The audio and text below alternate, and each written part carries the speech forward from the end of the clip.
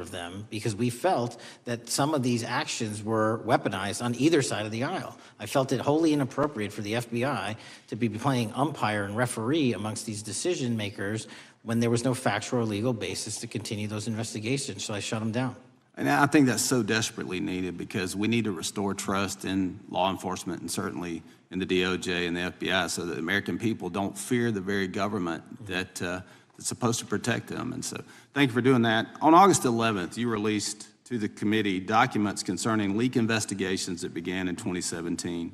You believe these leaks were accidental or were they intentional in order to influence public opinion against President Trump? When I can publicly make a final decision on that, either through a recommendation of charging that the DOJ makes or findings that I have, I'm able to do so, but they're still not complete.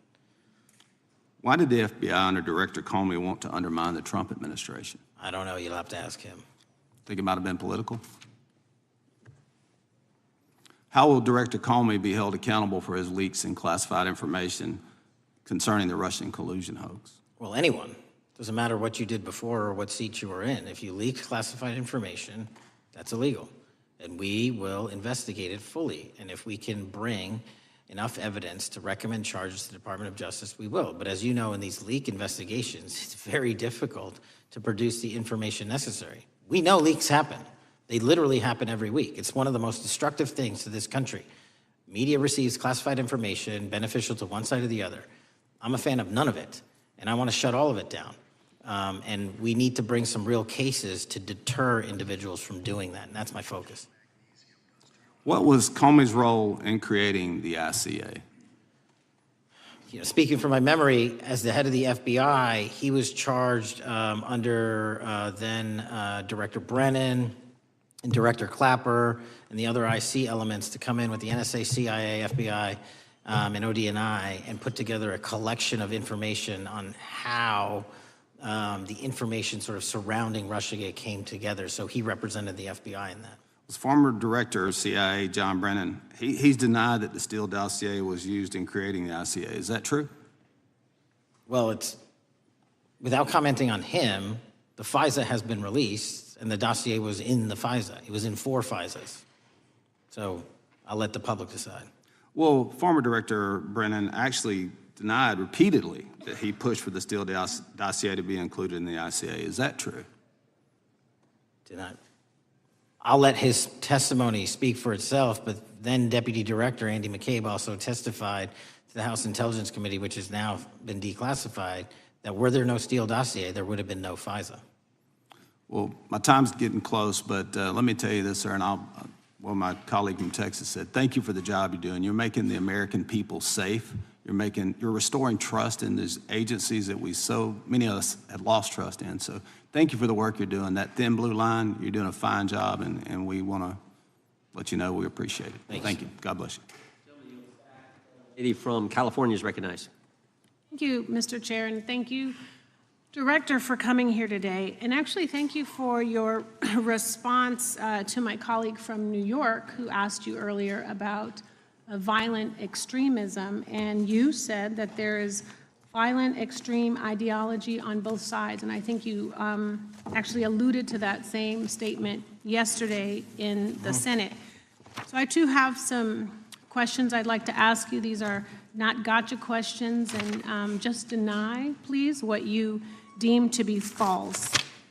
So Dylan Roof, who followed white supremacist propaganda, murdered 9 black parishioners in Charleston in 2015. Do you deny this? I'm sorry. Dylan Ruth? Roof, can you give me some more information? You're head of the FBI, you probably know this. If you don't know, that's fine. You can give me a reminder. I've got a lot in front of me. It was national news. Robert Bowers murdered 11 Jewish worshipers in Pittsburgh in 2018. I do remember that. And it was the deadliest anti-Semitic attack. So do you admit that that happened? I'm not saying the other thing didn't happen. I'm just asking for a little information. Patrick Cruces, who posted a manifesto about a Hispanic invasion, walked into a Walmart in El Paso, Texas in 2019 and began firing. He murdered 23 people that day, and the youngest was 15. Do you admit or deny that that happened? I'll take your presentation as accurate. All right, well, I have to say, all of these cases have been adjudicated. As I said, they are not gotcha questions. These incidents were national news. And as director of the FBI, you have access to all of this information. So in 2022, Peyton Grendon walked into a supermarket in a black neighborhood in Buffalo, New York, and started shooting. He murdered 10 people that day. And on September 10th, your friend Charlie Kirk was assassinated. Tyler Robinson has been taken into custody and charged, but also on that day, Desmond Holley, a 16-year-old white male, shot and injured 2 students at a high school in Colorado before killing himself. And according to the Anti-Defamation League, he had a fascination with mass shootings and white supremacy. So do you admit to, deny these facts? Those happened. Okay. Your predecessor, former FBI Director Christopher Wray, said that one of the most dangerous concerns is that racially motivated violent extremism, especially white supremacists, has been the biggest chunk of our domestic terrorism cases and is responsible for the most lethal attacks over the last decade. Do you admit or deny, A, that he said this? I'll let the record reflect that. Whatever he said was what he said. All right, and do you agree? That there is racially motivated crimes being committed in America, yes. Yes, especially white supremacists, which is the biggest chunk of our domestic terrorism. I'm glad that you said this. So last week, President Trump was asked if there were extremists on both the left and the right. He was actually asked this by Fox and Friends, and his exact words were, "I'll tell you something that's going to get me in trouble, but I couldn't care less. The radicals on the right oftentimes are radical because they don't want to see crime. The radicals on the left are the problem, and they're vicious, and they're horrible, and they're politically savvy." Do you agree with the president? I don't speak for the president. The president speaks for himself. Do you agree with the president? On what matter? On the question that I just asked, do you agree with his statement about the radical left? That there's ideology that's driving violence on both sides? Yes, that's what he acknowledged. No, he didn't. He didn't. Okay. But I'm glad that you're saying that and actually creating some separation between you and the president. And I'm glad that you That's literally are not what happened. He said acknowledging both. that there is violent extremism on both sides. What's interesting is that the research arm of the Department of Justice, the National Institute of Justice, do you know what that is? I'm familiar with them. Okay, great. It is the research arm of the Department of Justice, and it published an article in 2024 devoted to domestic radicalization, violent extremism, and terrorism. I have it. It's interesting that it's no longer on the website. It has been scrubbed, but I ask these questions because what makes a strong, qualified director of any business, of any household, of the FBI, what makes a reputable prosecutor is not lapdog loyalty, but a commitment to the creed that evidence is agnostic and that the evidence will lead you to making the right decisions. And your job, no one's job is to like the data or the evidence, it is to collect it. That is how you gain trust. And Mr. Chair, I would like to enter into the record, if I may. White supremacist group stands by racist ideology with unanimous consent. Without objection. Dylan Roof, the radicalization of the alt-right and ritualized racial violence. Without objection. Thank you. Another article, how Robert Bowers went from conservative to white nationalist. I'd like to enter that into the record with me. Without objection. Patrick Cruces believed he was fulfilling Trump's wishes in El Paso attack, his attorneys said. I'd like to enter into the record. Without objection. Buffalo shooting, how far-right killers are radicalized online. I'd like to enter that into the record. Without objection. Evergreen High School shooters online activity reveals fascination with mass shootings, white supremacy. I'd like to enter that into the record. Without objection. Murder and extremism in the United States in 2024, a report by the Anti-Defamation League. I'd like to enter that into Without the record. objection.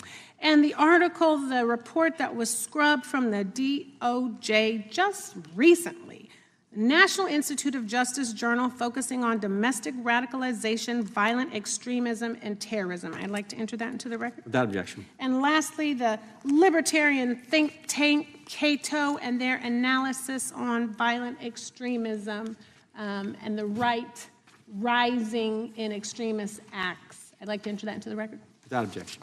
Thank you, and I yield back. Gentlelady yields back. Gentlelady from Wyoming is recognized. Just very quickly, Director Patel, thank you for being here, for your service to this country, and for the transparency that you have brought to the FBI and for the American people. Transparency that was absolutely non-existent in the Biden administration and FBI. I believe that you might have been asked earlier about whether you had had an opportunity to visit with any of Epstein's legal counsel. Were you asked that question earlier? I think so. Okay. One of the legal counsels or legal fixers for Mr. Epstein was Stacey Plaskett, the Democrat delegate to Congress from the Virgin Islands. So perhaps for those on the other side who are interested in talking to Jeffrey Epstein's attorneys, they could sure visit with one of their own colleagues.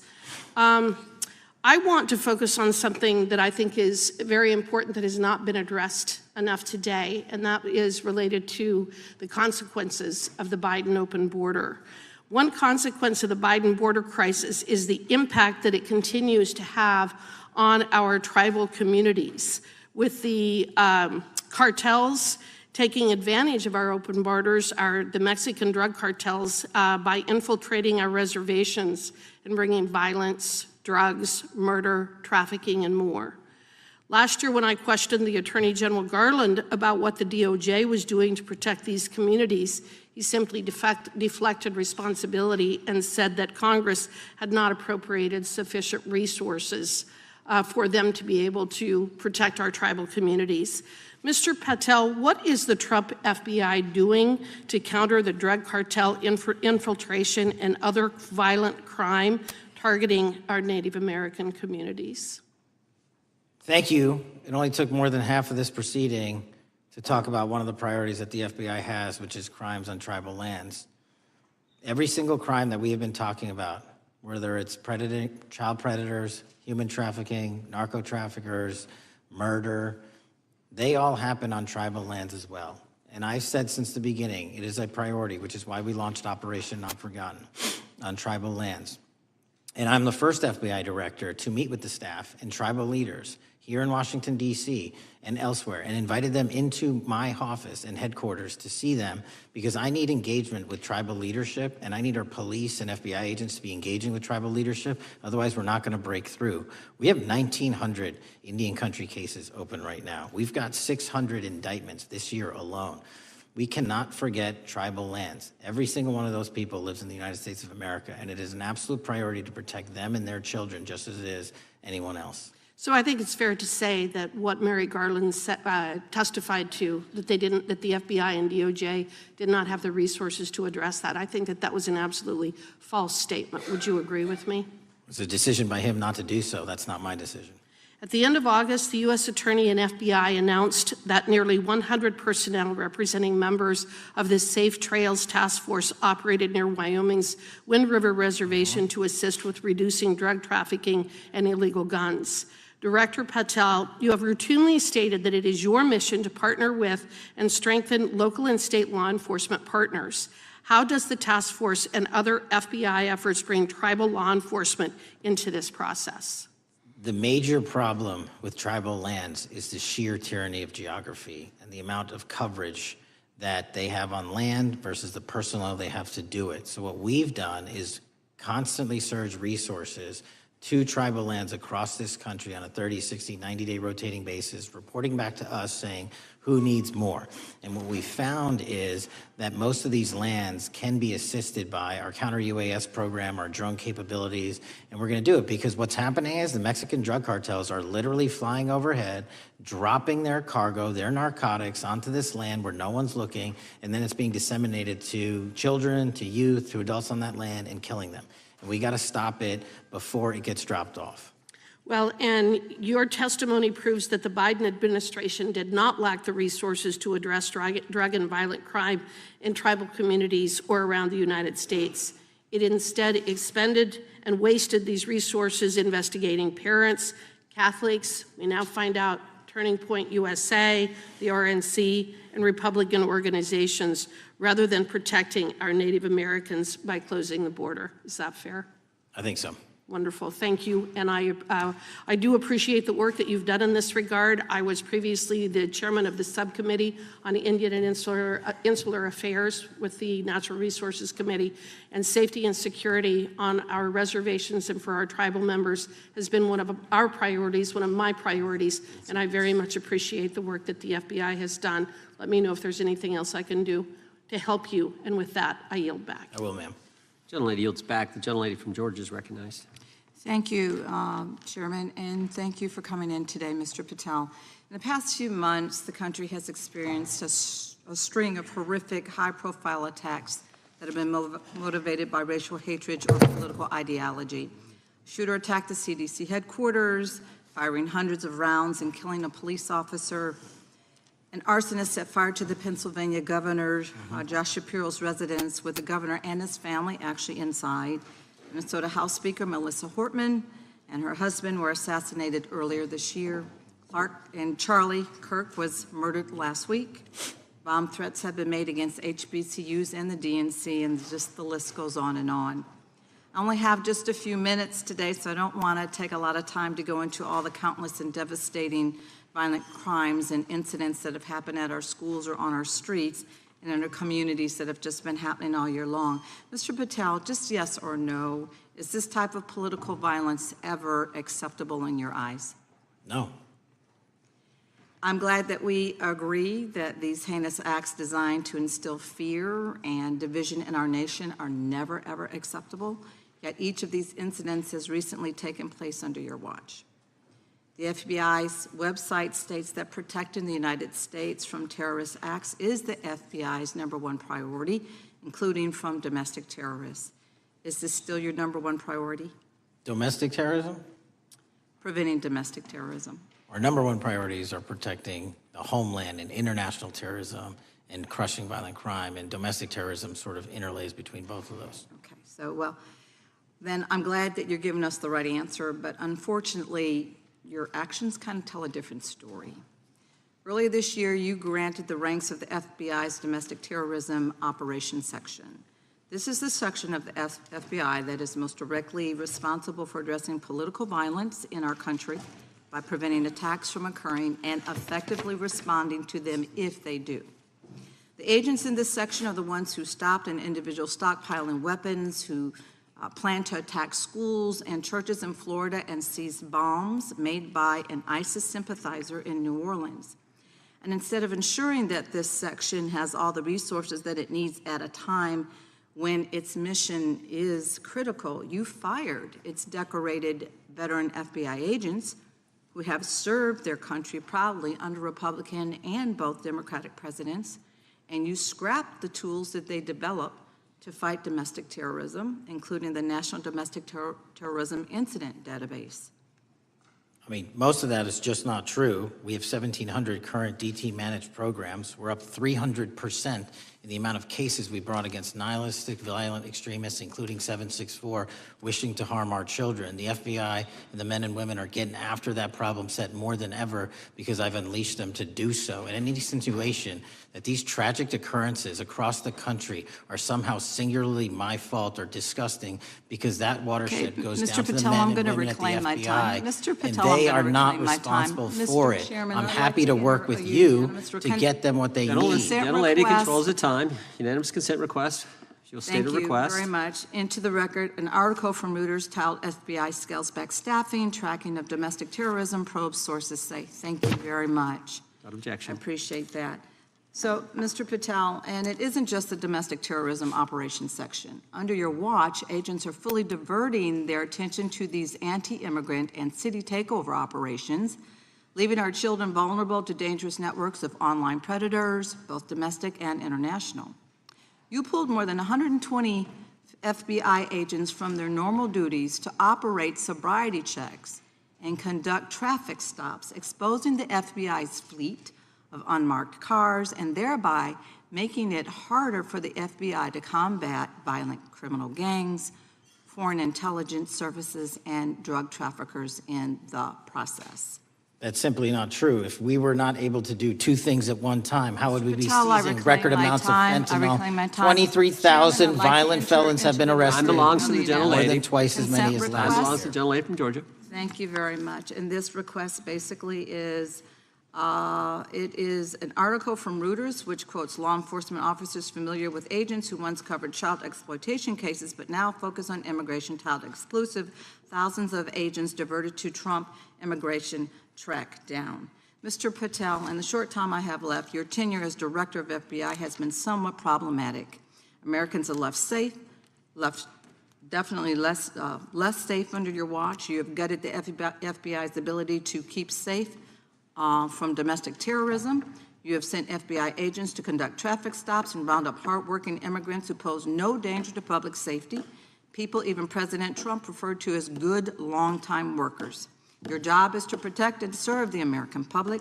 Time to the You have gentlelady. spent your time protecting heinous individuals and using the FBI to serve as a political circus. You at times have appeared unequipped, Time and to this the country gentlelady has deserves better, and expired. I yield. Gentlelady yields May I back. respond? Sure can. Simply put, what is it? Are we failing? If we're failing, how are we arresting 23,000 violent felons? Twice as many as this time last year. Are we failing? Because if we're failing, how are we seizing 1,500 kilograms of meth, 25% increase from last year? Are we failing? Because we captured 4 top 10 FBI most wanted from around the world in 7 months. That's more than the entirety of the last administration. Are we failing? Because we put 1,500 child predators in prison. Are we failing? Because we dismantled 300 human trafficking networks. Which is it? You don't like me, that's fine. But don't you dare disparage the men and women of the FBI that are producing record results in historic fashion to protect this country. They are kicking ass for America, and they're going to continue to do so. And we appreciate your leadership. The gentlelady from Florida is recognized. When I was home recently, I met with the agents leading the Tampa office of the FBI, and I saw what they're focused on in my community: stopping drug traffickers, rescuing children from exploitation, fighting cybercrime, protecting us from acts of terrorism, foreign and domestic. And I know from my time as a federal prosecutor and a judge that this work by the Bureau doesn't make headlines, but it is happening every single day. At the top, accountability is necessary, transparency is critical, but today we've seen an effort not just to diminish, but to distort the work of Director Patel and the agents he leads. If we really care about transparency and about truth, then what we owe to the American people is this reality: that thousands of dedicated professionals at the FBI wake up every single day thinking not about themselves, but about this country, and keeping every single one of us and our children safe from harm. And Director Patel, I would like to hear from you the facts about what the FBI is doing in your efforts to fight crime.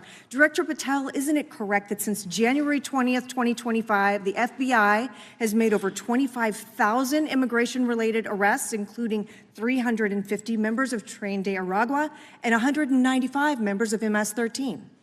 Those numbers are accurate. The Tren de Aragua numbers are up over 350% from the year before. And during that same period, hasn't the FBI seized over 66,000 kilos of cocaine, 6,000 kilos of meth, and 1,500 kilos of fentanyl? Not to be nitpicky, but it's 89,000 kilos of cocaine and 7,300 kilograms of meth. And isn't it also true that the FBI Tampa Division's Panama Express Strike Force specifically seized nearly 67,000 kilos of cocaine valued at more than $1.6 billion from illicit maritime vessels? One of our best operations out of the Port of Tampa, and I was down there in South Florida when Panex did their work. Director Patel, since October 7th, 2023 Hamas attack, the FBI has been a co-leader of the Joint Task Force October 7th. Isn't it correct that this task force is actively working to bring justice for victims and to prevent terrorist infiltration at our borders? Yes, ma'am. Since January 20th, hasn't the FBI arrested 59 foreign intelligence operatives for spying or smuggling dangerous material into the United States? Yes, we have, and that's on track to be more than 25% than ever before. And the FBI has also been leading operations against major cyber threat actors, including those from Russia, China, Iran, and North Korea. Isn't that right? A 17% increase from year to date last year. Director Patel, The FBI's child exploitation task forces continue to investigate predators who target children online and across our communities. How significant is that threat today, and what results have you seen under your tenure in bringing these offenders to justice?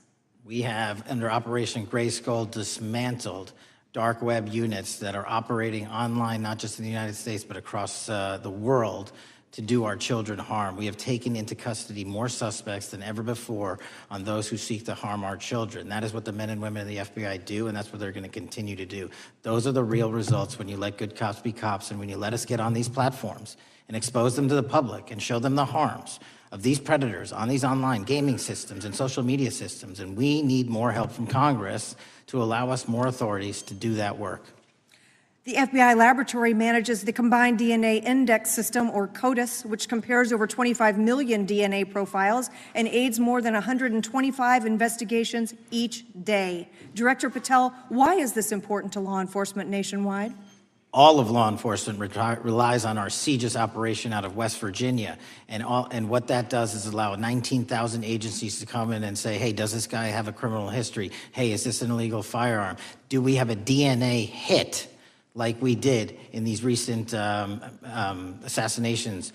That's what the FBI brings to bear, because local and state law enforcement agencies just don't have that capability, and we're doing it 24/7, 365. CJIS does not close for 1 minute.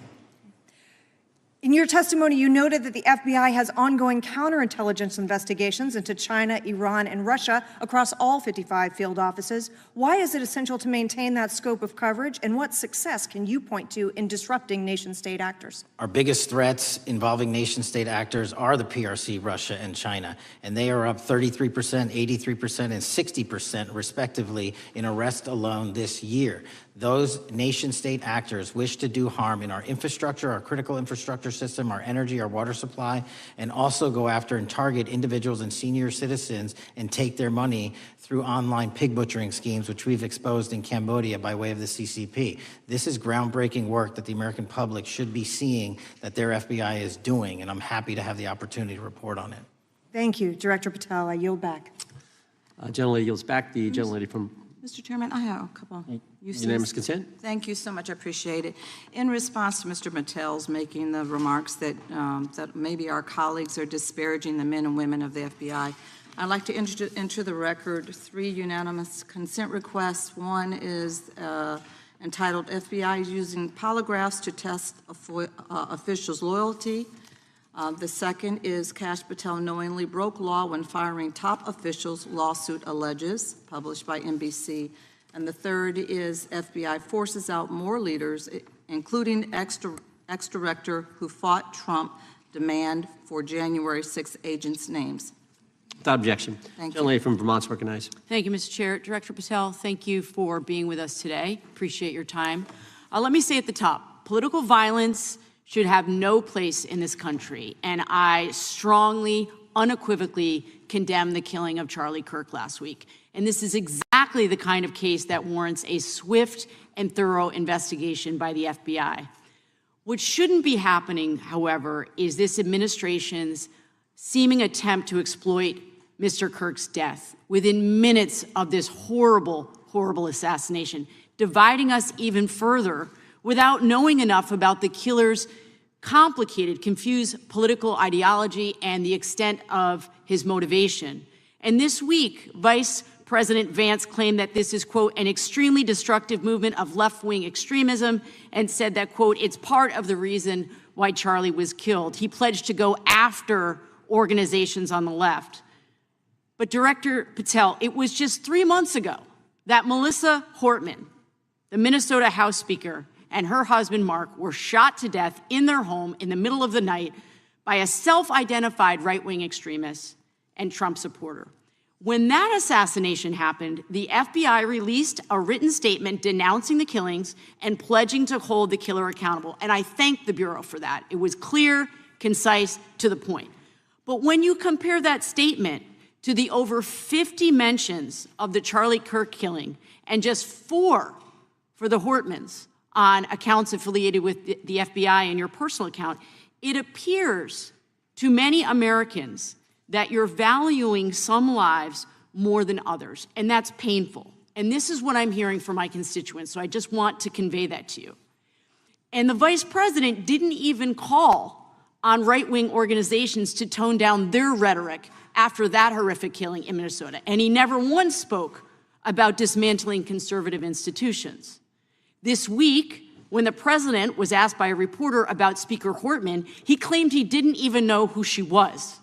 One of the most high-profile assassinations of an elected official in recent memory, and the president claims to know nothing about it, hasn't even heard of it. It was absolutely devastating for her colleagues and for her family.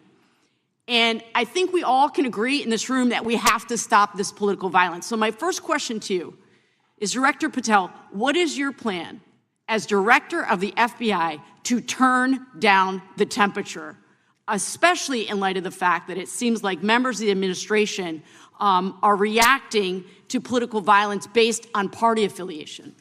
What's your plan? I can only speak for myself and the Of course. FBI. And what we are doing is, I think I mentioned earlier, we're following the money, because whatever attack you are describing, and they are all despicable, equally so, people need money to operate. People need money to conduct these attacks, to conduct these investigations.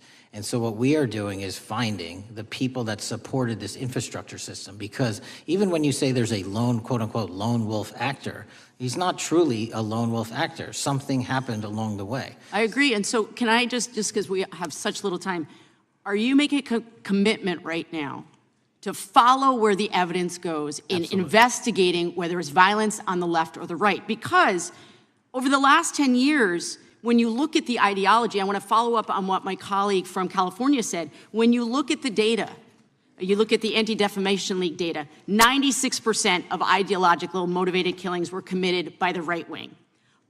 When you look at the Institute of Justice report that she cited, it's 5 times the number that 5 times the number of far left extremist incidents are perpetrated by far right. And it's been reported, and she mentioned this, that as of September 12th, 2025, just 2 days after Charlie Kirk's killing, that the DOJ removed that report from the DOJ website. That's why Americans are concerned that there seems to be a separate system of justice, that if you are a Republican and you are attacked, you will get the full weight and authority of the FBI and this administration. But if you are somebody serving in the Minnesota State Legislature and you are assassinated in your home, that the response is different. And I think to ignore the threats from the right or try to do a both and when there are multiple instances when it's overwhelmingly coming from the right, this is a disservice, because Americans want to know that whoever they are, whatever their political affiliation, that the response is going to be the same, and it is going to be done with the same diligence. And I'm wondering if you will commit to me right now that you will be a voice right now standing up to those voices in the administration that are adding to the violent rhetoric right now. That's what I'm asking you. Will you commit to this? Time of the gentlelady has expired. The gentleman can respond. My voice will be through the investigations that the FBI conducts, and we will conduct them all lawfully and equally. Can we expect in the future that your expired. tweets in related to one killing Time, will the be gentlelady's expired. will be the same gentleman level from- of concern? The gentleman from Texas is recognized. Thank you, sir. Director Patel, thank you for being here today, and most importantly, thank you for restoring trust and faith in the FBI, which has been severely eroded under the Biden administration. Thank you for your service and your continued service in this capacity. On April 7th, 2025, Charlie posted on X, "Assassination culture is spreading from the left. 48% of liberals say it would be at least somewhat justified to murder Elon Musk. 55% say the same about Donald Trump. In California, activists are naming ballot measures after Luigi Mangione. The left is being whipped into a violent frenzy and set back. Whether losing an election or losing a court case justifies a maximally violent response," end quote. And unfortunately for Charlie, that reaction also came when they couldn't win a debate on a college campus. You cannot be intellectually honest and say that this problem is on both sides. It's not just what happened to President Trump, it's also what just happened to Charlie. And we've gotten to a point in America where violence is encouraged. We have a former president of the United States that opens up his campaign in 2019, that's Joe Biden, by saying that his opponent is a, quote, existential threat to this country. Houston, we have a problem. People that you disagree with are not existential threats. They are not Nazis. They are not fascist. They are not racist. They are not deplorable. They are not irredeemable. They are your fellow Americans who have a different perspective on how government should run and what government should look like. Whether or not we should have strong sovereign borders, whether or not we should have safe communities, whether or not we should have places to worship our God and not worry about being shot, whether or not we live in communities and cities that are not overwhelmed by drugs and crime, whether or not we have two genders, and whether or not we have common sense in our policies and our values. And people that believe these things are not existential threats. I happen to be one of these people that believes all of the above, and as someone that served this country in combat, I can assure you I am not an existential threat to this country because I swore to protect her. I also want to point out, how many cities have you seen burned to the ground since Charlie Kirk's death? 0.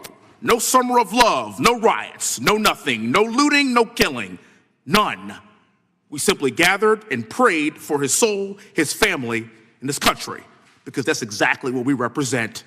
And while we might be angry, this righteous anger will carry on Charlie. Participants who, in fact, it's been alleged, and I personally believe, in fact, were part of promoting, perhaps even the one woman who died, encouraging her to walk through a door that led to her death. When you see that kind of activity, and you know it was done under predecessors with full knowledge, whether it's January 6th, where embedded people crossed the line, or any other activity, including obviously the Russian hoax that we're now dealing with up in, front and center. My question to you is, what can you or others do to prevent it from occurring again? Not on your watch, but on future watches. How can we know that this won't happen again the moment you leave the FBI? It's simple. What I'm doing through our leadership cadre is having FBI agents do what they were trained to do, not what they were not trained to do, not put them in situations that both harm them and the public. We're also utilizing our SORT networks and prioritizing the threat structure to go after the narco traffickers, the counterterrorism people, the counterintelligence threats, and the cyber threats. That's what they were trained to do, and that's what we're letting them do. One major question